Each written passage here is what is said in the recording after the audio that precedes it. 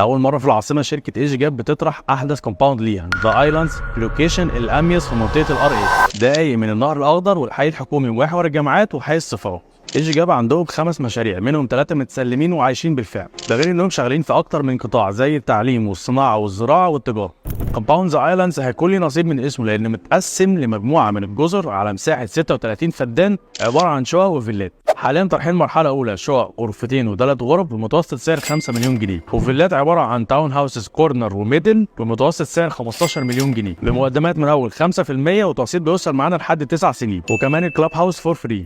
وبكده كومباوند ذا ايلاندز بيوفر لحضرتك اغلب احتياجاتك، مطور كبير وعنده ثابت اعمال متسلمه وعايشه بالفعل، كومباوند في برايم لوكيشن، سعر افتتاحي في اللونش مش هتلاقي زيه تاني، وطرق سداد مش موجوده في العاصمه كلها.